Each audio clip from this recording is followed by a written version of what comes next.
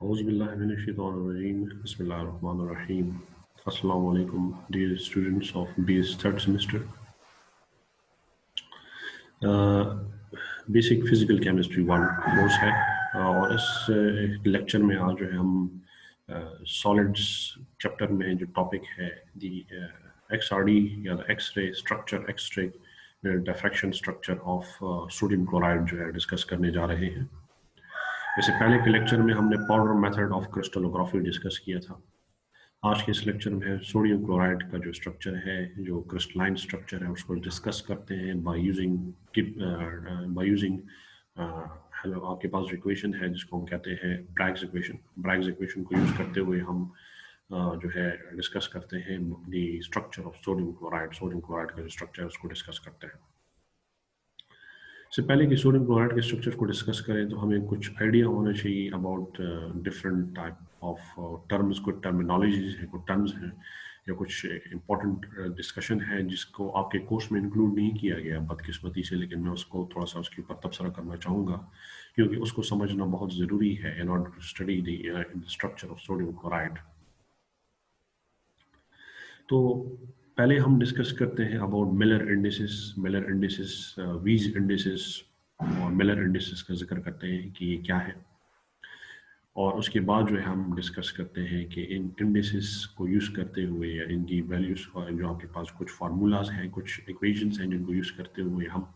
इंटरप्लानर distance को calculate कर सकते हैं बाय थ्योरेटिकल कैलकुलेशंस इनको इंटरप्लानर डिस्टेंस जो उसको कैलकुलेट किया जा सकता है। फिर हम उस जो थ्योरेटिकल कैलकुलेशंस हैं उनको एक्सपेरिमेंटल कैलकुलेशन से जो है जो ब्रैग्स इक्वेशन से निकाली जाती है उनके साथ कंपेयर करके हम सोडियम क्लोराइड के स्ट्रक्चर को डिस्कस करते हैं। तो आप थोड़ा सा और फरमाएं। आज का जो टॉपिक है इट इज़ अबाउट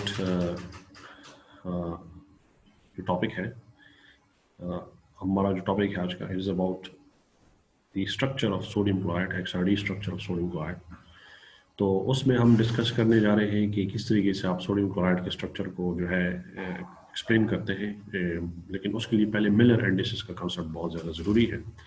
तो पहले मैं मिलर इंडिसेस को डिस्कस करूंगा, मिलर इंडिसेस क्या है, ठीक है। उसके बाद मैं सोडियम क्लोराइड के स्ट्रक्चर की तरफ जाता हूँ। तो आज का जो थोड़ा सा हम इसके ऊपर तबसरा करते हैं अबाउट मिलर इंडिसेस। जो आपके पास प्लेन्स होते हैं क्रिस्टल के अंदर, वो they are certain two dimensional planes in the unit cells. क्योंकि आप जानते हैं यूनिट सेल जो है is a building block unit of a crystal that repeats itself throughout the crystal, and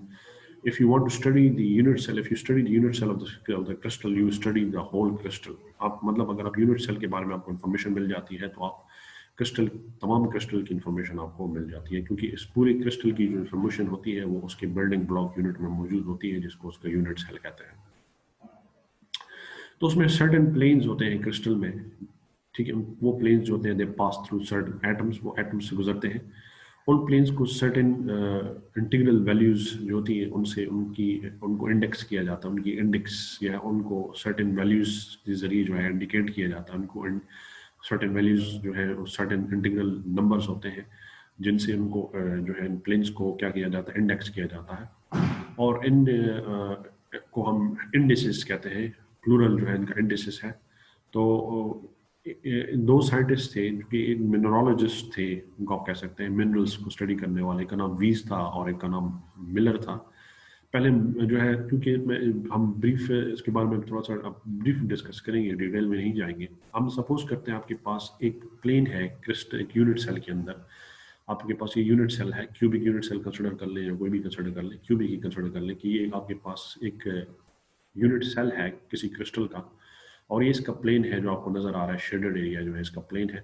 जिसका जो डिस्टेंस है x से, वो x को काट रहा है। This plane is cutting x at a distance unity one पे ये इसको काट रहा है, वन पे, क्योंकि ये x एक्सिस है तो यूनिटी पे ये प्लेन जो है इसको काट रहा है, cutting the x axis at unity. और ये जो प्लेन है it is parallel to the yz, ये yz प्लेन के पैरेलल है, क्योंकि आपको पता है ये y एक्सिस है, ये z एक्सिस है, तो ये दोनों जो है ये प्लेन जो है ये yz के पैरेलल है। इस वजह से ये yz को इन्फिनिटी पे जो है कट करता है। इवन अगर आप इसको इनफाइनाइटली एक्सटेंड करें तब भी एक दूसरे को कट नहीं करते, तो उसका मतलब ये कि इसका जो ये जो प्लेन है, the plane of that unit cell is cutting Y Z plane at infinity, infinite distance पे इसको काटता है, कट करता है। सो आपके पास जो है जो इस प्लेन को फिर हम किस तरह, इसकी जो वीज इंडिसेस हैं जिसको हम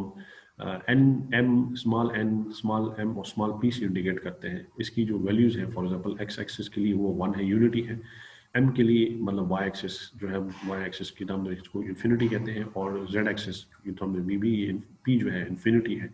क्योंकि वाई एक्सिस और जेड एक्सिस दोनों को ये जो है प्लेन इन्फिनिटी पे काटता है, और एक्स एक्सिस को ये यूनिटी पे काटता है। तो आपके पास ये इसकी वीज इंडिसेस की वैल्यूज है, ठीक है। चूंकि ये आपके इसको आप क्या कर सकते हैं, मिलर इंडिसेस आपकी कैसे निकालते हैं। Miller indices are basically reciprocal of Weiss indices. Weiss indices के जो रेसिप्रोकल होते हैं उनको मिलर इंडिसेस कहते हैं। सो एच उसको जो इन मिलर इंडिसेस हैं, these are represented by small h, small k and small l that is h is equal to 1 by n, k is equal to 1 by m and l is equal to 1 by p। तो अगर आप 1 by n की जगह 1 put कर दें तो आपके पास 1 आ जाता है, और k की जगह k में 1 by m की जगह इन्फिनिटी पुट कर दें तो 1 by infinity is equal to 0, तो k 0 आ जाता है। और l अगर चूंकि जो है p की वैल्यू वीज इंडिसेस की जो वैल्यू है z एक्सिस की, वो आपके पास इन्फिनिटी है, इनफाइनाइट पे z एक्सिस को काटता है, उसकी इंटरसेप्शन जो है इनफाइनाइट इन्फिनिटी पे होती है, तो इस वजह से इसकी जो आपके पास जो वैल्यू है 1 by infinity वो भी अब 0 आ जाती है। सो h के l इसकी जो इंडिसेस है वो 1:0:0 है फॉर सिंपल क्यूबिक सिस्टम के लिए। जो आपके पास इस प्लेन की, जो आपके पास ये प्लेन है, इसकी जो इंडिसेस है या इंडेक्स वैल्यूज है वो 1:0:0 है, जिसको हम सर्कल ब्रैकेट्स में लिखते हैं, नंबर से इंडिकेट करते हैं 1:0:0। सिमिलरली आपके पास जो बेस सेंटर्ड क्यूबिक है, ब्रैकेट में आपको नजर आ रहा है BCC means base centred cubic. ये सिंपल क्यूबिक के लिए वैल्यूज है। सिंपल क्यूबिक के लिए हमने जो है मिलर इंडिसेस की वैल्यूज निकाली है। बेस सेंटर्ड क्यूबिक के लिए जो आपके पास क्योंकि उसमें जो आपके पास body centred cubic, not base centred cubic, body centred cubic में जो आपके पास जो लैटिस पॉइंट होता है वो इन एडिशन टू, मैं आपको पहले बता चुका हूँ, in addition to the lattice points at the corners, it is at the point of intersection of the body diagonals of unit cell के बॉडी डायगोनल्स के इंटरसेक्शन पॉइंट पे भी एक लैटिस पॉइंट होता है। तो उसके लिए आपके पास जो आपके पास ये वैल्यूज हो जाएंगी D1:0:0 की, दैट इज इस लैटिस की जो वैल्यूज होंगी इस प्लेन की या इस लैटिस प्लेन की जो वैल्यू है, जिसकी मिलर इंडिसेस वैल्यूज जो है वो 1:0:0 है, उसके लिए वो हो जाएंगी half of D1:0:0 simple cubic. क्योंकि आपके पास यहाँ पर उस केस में, सिंपल क्यूबिक के केस में, तो आपके पास लैटिस पॉइंट्स हैं वो कॉर्नर्स पे है, लेकिन बॉडी सेंटर्ड क्यूबिक के केस में आपके पास जो लैटिस पॉइंट है वो आपके पास in addition to the corners आपके पास वो at the centre of the at the point of the intersection of the body diagonals भी मौजूद है। तो आपके पास जो लैटिस पॉइंट, आपके पास जो प्लेन होगा वो उस यहाँ से गुजरेगा, इस पॉइंट से गुजरेगा, इधर से गुजरेगा, तो आपके पास वो उसके हाफ हो जाता है, ठीक है। सिमिलरली आप इस प्लेन को देखें, इस प्लेन को, ये प्लेन है, ये भी आपके पास, इसमें जो आपके पास जो ये प्लेन जो है, ये प्लेन एक्स एक्सिस को भी काटता है, वाई एक्सिस को भी काटता है, और जेड एक्सिस दोनों को भी काटता है, तो इन तीनों को यूनिटी पे काटता है। तो इसके लिए जो एच के एल की वैल्यूज है वो 1:1:1 है, तो उसको हम 1 से इंडिकेट करते हैं। और ये प्लेन जो है, ये आप कंसिडर करें, ये प्लेन है, इसमें ये प्लेन जो है ये वाई एक्सिस को भी काट रहा है और एक्स एक्सिस को भी काट रहा है यूनिटी पे, लेकिन जेड एक्सिस की ये क्या है, जेड एक्सिस के पैरेलल है, इस वजह से जेड एक्सिस को ये इन्फिनिटी पे काटता है। तो इसके लिए जो ये मिलर इंडिसेस की वैल्यूज है वो 1:1:0 के बराबर होंगे। सो आपके पास जो सिमिलरली जो बॉडी सेंटर्ड क्यूबिक है, उसके लिए तो आपके पास D1:0:0 जो है वो half of D1:0:0 simple cubic के बराबर है, और जो D11 है, दैट इज जो इंटरप्लानर डिस्टेंस है, जिसकी मिलर उस प्लेन की या उस लैटिस प्लेन की जिसकी मिलर इंडिसेस वैल्यूज 1:1:1 है, वो भी क्या हो जाएगा, half of D1:1:1 of simple cubic structure, ठीक है। क्योंकि आपके पास ये जो स्ट्रक्चर है, आपको पता है, ये जो है ये इसकी जो मिलर इंडिसेस वैल्यूज हैं वो 1:1:1 है। और अगर इसकी हम बॉडी सेंटर्ड क्यूबिक की बात करें तो बॉडी सेंटर्ड क्यूबिक से भी ये क्या होगा, ये जो है सेंटर में होगा यहाँ पर, क्योंकि आपके पास एक जो लैटिस पॉइंट है, in addition to the points lattice points at the corners, आपके पास वो लैटिस पॉइंट जो है वो यहाँ पर भी मौजूद है, at the intersection at the point of the intersection of the body diagonals, तो इस वजह से इसकी वैल्यूज भी आपके पास क्या हो रही है, half of D11 of simple cubic. लेकिन D110 जो होगा वो क्या होगा, बेसिकली वो आपके पास जो होगा ऑफ बॉडी सेंटर्ड क्यूबिक वो बराबर होगा D110 ऑफ सिंपल क्यूबिक, क्योंकि यहाँ पर क्योंकि ये गुजर रहा ही सेंटर से है, आप देख सकते हैं। Similarly for face centred cubic के लिए आपके पास D100 जो है वो बराबर हो जाएगा हाफ ऑफ D100, क्योंकि फेस सेंटर्ड क्यूबिक में आपके पास जो लैटिस पॉइंट्स हैं, in addition to the lattice points and the corners, वो at the point of the intersection of the diagonals of face भी मौजूद होते हैं, तो इस वजह से इसकी वैल्यू भी D100 की वैल्यू जो होगी इस केस में वो भी आपके पास क्या होगी, वो half of D100 of simple cubic के बराबर होगी। क्योंकि यहाँ पर फेसेस में भी मौजूद होंगे, क्योंकि यहाँ पर भी मौजूद होगा तो यहाँ पर भी फेसेस के आपके पास फेस के सेंटर्स में भी मौजूद होंगे, इस वजह से आपके पास ये जो होगा ये हाफ ऑफ D100 के बराबर होगा। सिमिलरली D111 जो है फेस सेंटर क्यूबिक के लिए वो बराबर होगा half is equal to D111 of simple cubic, क्योंकि यहाँ पर ये जो है तमाम के तमाम फेसेस से गुजर रहा है, ये इसके फेस से भी गुजर रहा है, इसके फेस से भी गुजर रहा है और इसके फेस से भी गुजर रहा है, तो इस वजह से इनकी तमाम की वैल्यूज जो है वो सिंपल क्यूबिक के लिए और फेस सेंटर्ड क्यूबिक के लिए इक्वल होंगी। लेकिन D110 जो है वो half of D110 of simple cubic के बराबर होगा in case of face centred cubic जो है वो बराबर होगा इस केस में, क्योंकि आपके पास यहाँ पर क्योंकि ये सेंटर से गुजर रहा है लेकिन फेसेस में भी मौजूद है, तो ये इसके हाफ के बराबर हो सकता है। आप अगर कैलकुलेट करें तो ये इसके हाफ के बराबर होगा। अब हम क्या करते हैं, हम निकालते हैं सोडियम क्लोराइड के स्ट्रक्चर को डिस्कस करते हैं, क्योंकि मिलर इंडिसेस हमने डिस्कस की है, तो हम सोडियम क्लोराइड के स्ट्रक्चर को डिस्कस करते हैं। जो आयनिक लेटस है सोडियम क्लोराइड का वो फिगर 1 में आपको बताया गया है, अगर आप गौर फरमाएं फिगर 1 में आपको आयनिक लेटस बताया गया है, ये इसका आयनिक लेटस है, आप देख सकते हैं सोडियम क्लोराइड का। इसमें स्मॉल बॉल्स जो है वो सोडियम आयंस हैं और लार्ज बॉल्स जो है वो क्लोराइड आयंस हैं, और आप देख सकते हैं कि हर सोडियम आयन जो है it is surrounded by 6 chloride ions. Her sodium ion जो है उसको 6 क्लोराइड आयंस जो है वो सराउंड कर रहे हैं, ठीक है, और हर क्लोराइड आयन को 6 सोडियम आयंस सराउंड कर रहे हैं। तो इस वजह से इसका जो as required by the simple cubic structure में जो कोऑर्डिनेशन नंबर है वो 6 के बराबर होता है, जिसमें हर कैटायन को 6 एनाइंस जो है क्लस्टर करते हैं और एक एनाइन को 6 कैटायंस क्लस्टर करते हैं। तो सिंपल क्यूबिक रिक्वायरमेंट तो यहाँ पे पूरी हो जाती है कि सिंपल क्यूबिक स्ट्रक्चर में भी कोऑर्डिनेशन नंबर 6 होता है, और सोडियम क्लोराइड का जो आयनिक लेटस है, क्रिस्टल लेटस, उसका जो कोऑर्डिनेशन नंबर है वो भी 6 है। लेकिन इनके आपके पास जो अगर सपोज करें आपके पास प्लेन्स जो हैं जिनके वो प्लेन्स जो उन एटम से गुजरते हैं जिनकी मिलर इंडिसेस वैल्यूज अभी हमने डिस्कस की है 100, 110 और 111 है, और उनके रिलेटिव स्पेसिंग जो है फॉर द यूनिट सेल, उस यूनिट सेल के लिए जो फेस सेंटर्ड क्यूबिक है उसकी जो रिलेटिव स्पेसिंग वैल्यूज हैं, डी की वैल्यूज हैं वो निकाली गई हैं। ये किस तरीके से निकाली जाती है, a/2 into √2 and a/√3। ये आपको एक खास किस्म की कैलकुलेशंस हैं जो रफ फर्क है जिसका ताल्लुक अगर आप करना चाहते हैं तो ठीक है, मैं आपको करवा देता हूँ। ये एक फार्मूला होता है जिससे इक्वेशंस ये जो इंटरप्लानर डिस्टेंस है उसको निकाला जाता है। फार्मूला जो है DHKL is equal to 1/√h² divide by a² plus k² by b² plus l² by c²। इसको डिराइव किया जाता है by using certain mathematics, geometrical mathematics है। एंगल ऑफ को जो आपके पास लॉ ऑफ कोसाइन है या वो यूज़ करके हुए आप जो है इसको निकालते हैं, ज्योमेट्रिकल मैथमेटिक्स को यूज़ करते हुए आप जो है ये फार्मूला निकालते हैं। क्यूबिक सिस्टम के लिए ए, बी और सी दोनों बराबर हैं, तमाम एज लेंथ जो है वो बराबर है, तो अगर आप यहाँ पे पुट कर दें a = b = c तो ये आपके पास a² के बराबर हो जाएगा, और a² ऊपर चला जाएगा, अंडर रूट के साथ कैंसिल हो जाएगा, तो आपके पास ये फार्मूला कुछ इस तरीके से आ जाता है। सिंपल क्यूबिक सिस्टम के लिए फार्मूला जो है क्यूबिक सिस्टम के लिए फार्मूला इस तरीके से आ जाता है। अगर हम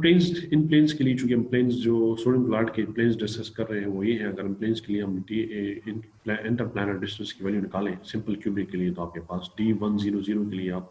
h की जगह 1 पुट कर दें, k की जगह 0 पुट कर दें, l की जगह 0 पुट कर दें, तो आपके पास D100 जो है वो बराबर आ जाता है। That is interplanar distance of the plane whose Miller indices are 100, उसकी जो वैल्यू है सिंपल क्यूबिक सिस्टम के लिए वो ए है। लेकिन आपको पता है कि फेस सेंटर्ड क्यूबिक के लिए D100 जो है वो half of D100 of simple cubic है। तो आपके लिए ये हो जाएगा, इसको आप 2 पे डिवाइड कर दें तो आपके पास फेस सेंटर्ड क्यूबिक के लिए D100 की वैल्यू है। सो D100 की जो वैल्यू है that is the interplanar distance of the plane whose Miller indices are 100 is a/2. Similarly, simple cubic system जिसके लिए D110 अगर उसको अबव फार्मूला में पुट कर दें तो आपके पास वो आ जाता है a divided by under the root of 2। और अगर फेस सेंटर्ड क्यूबिक के लिए आपको पता है D110 जो है वो half of D110 of simple cubic के बराबर है। तो ये आपके पास आ जाता है D110 is equal to a/2 into under the root of 2। और आपको ये भी पता है कि अगर आप 111 के लिए पुट करते हैं तो 111 के लिए D11 जो है वो बराबर आता है a by under the root of 3। और सिंपल क्यूबिक और फेस सेंटर्ड क्यूबिक दोनों के लिए D11 जो है उनकी वैल्यू सेम है। तो आपके पास ये फेस सेंटर्ड क्यूबिक के लिए भी यही स्ट्रक्चर, यही इंटरप्लानर डिस्टेंस की वैल्यू आती है जो हमने अभी ये वैल्यूज जो है रफ फर्क में निकाली है या कैलकुलेट की है, जो आपको यहाँ पर बताई गई है। आप देख सकते हैं ये देखिए a/2 under the root of 2 and a by under the root of 3, where a is the edge length, the length of the edge length of the unit cell. Similarly simple cubic के लिए ये इस तरीके से निकाली जाती हैं जो हमने अभी पीछे निकाली हैं, और जो बॉडी सेंटर्ड क्यूबिक है उसके लिए भी आप निकाल सकते हैं यही values bye using the previous formula. So face centred cubic अगर हम कंसिडर करेंगे फेस सेंटर्ड क्यूबिक है क्यूबिक लैटिस, तो उसके लिए अभी वैल्यूज आप निकालें, इनकी रेशो निकालें, ये तमाम में सेम है तो ये कैंसिल हो जाएगा। तो आपके पास जो है इन दोनों अब सबकी रेशो निकालें तो आपके पास आ जाती है that is 1:0.0707:1.1541 for face centred cubic. इन तमाम इंटरप्लानर डिस्टेंसेस की जो वैल्यूज हैं उनकी रेशो में इस तरीके से आ जाती है। अब सपोज करें आप एक्सपेरिमेंटली कैलकुलेट करते हैं, आप कहें कि सोडियम क्लोराइड जो है फर्स्ट ऑर्डर रिफ्लेक्शन जो है सोडियम क्लोराइड के उन फेसेस से या उन प्लेन्स से जिनकी मिलर इंडिसेस वैल्यूज जो है वो 100, 110 और 111 है, by using the K line that is X-ray K alpha X-ray from palladium anti cathode और एनोड। पैलेडियम एनोड को यूज करते हुए अगर आप उन एक्सरेज को यूज करें, एक्सरेज जो पैलेडियम एंटी कैथोड से जनरेट होते हैं और के अल्फा एक्सरेज, और उन एक्सरेज को जो है उन एक्सरेज से फर्स्ट ऑर्डर रिफ्लेक्शंस से जो आपके पास जो ब्रैग्स एंगल कैलकुलेट किया गया है by using any of the methods that we have discussed in previous lectures, जो पाउडर मेथड या ब्रैग्स मेथड से वो एंगल्स जो कैलकुलेट की गई हैं for these two planes, for all these planes 100 के लिए जो एंगल कैलकुलेट किया गया है वो 5.9 डिग्री है, 110 के लिए जो एंगल कैलकुलेट किया गया है वो 8.4 डिग्री है, और 111 के लिए डिग्री एंगल कैलकुलेट किया गया है वो 5.2 डिग्री रिस्पेक्टिवली। आपको पता है ब्रैग्स इक्वेशन जो है बराबर है n lambda is equal to 2d sin theta. So d is equal to n lambda divide by 2 sin theta. इसको रीअरेंज कर दें, since n is equal to 1 first order reflection है सो n 1 है, और लैम्डा भी तमाम cases में same है क्योंकि सेम एक्सरे जो है सेम एक्सरेज यूज हो रहे हैं, वेवलेंथ उनकी सेम है। तो आपके पास जो इनकी इंटरप्लानर स्पेसिंग जो की रेशियो है by using Bragg's equation experimentally आप निकाल सकते हैं 1 by sin of 5.9 degree 1 by ratio 1 by sin of 8.4 degree ratio 1 by sin of 5.2 degree. आपके पास ये वैल्यूज आती हैं, और इसमें जो स्मॉलेस्ट वैल्यू है अगर मान लीजिए ये वैल्यू है 9.731, तमाम को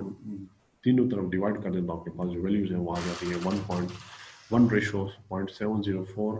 रेशो 1.136। अगर आप इसका मुवाजना पिछली वैल्यूज के साथ करें जो हमने थ्योरेटिकल कैलकुलेट किए हैं तो ये वैल्यूज तकरीबन आइडेंटिकल है फेस सेंटर्ड क्यूबिक लैटिस के लिए। उसका मतलब ये कि फेस सेंटर्ड क्यूबिक लैटिस के लिए जो आपके पास थ्योरेटिकल कैलकुलेशंस की जाती हैं और जो एक्सपेरिमेंटल ब्रैग्स इक्वेशंस निकाली गई हैं वो आइडेंटिकल है, एक दूसरे से मिलती जुलती हैं। इसका मतलब ये कि सोडियम क्लोराइड का जो स्ट्रक्चर है वो फेस सेंटर्ड क्यूबिक है। सो क्रिस्टल स्ट्रक्चर जो है सोडियम क्लोराइड का वो फेस सेंटर्ड क्यूबिक है, और एक्सरे डायफ्रैक्शन जो है सोडियम क्लोराइड का वो रिवील करता है, या एक्सरे डायफ्रैक्शन स्टडीज रिवील करती हैं कि पोटेशियम क्लोराइड का जो लैटिस स्ट्रक्चर है वो सोडियम क्लोराइड से डिफरेंट है, और पोटेशियम क्लोराइड का जो लैटिस स्ट्रक्चर है वो cubic lattice cubic simple cubic structure है, और सोडियम क्लोराइड का जो स्ट्रक्चर है वो आपके पास वो फेस सेंटर्ड क्यूबिक है। ठीक है, और सोडियम क्लोराइड की जो एज लेंथ है, पोटेशियम क्लोराइड की जो एज लेंथ है वो बराबर है A is equal to B is equal to C बराबर 3.1465 आंसर्स। तो आज का जो लेक्चर है यहाँ तक हमारा अख्तिताम पजीर हो जाता है। इंशाल्लाह मज़ीद लेक्चर्स जो है हम नेक्स्ट चैप्टर मज़ीद लेक्चर्स में नेक्स्ट चैप्टर को स्टार्ट करेंगे। तब तक के लिए मैं आपसे इजाज़त चाहता हूँ। अल्लाह।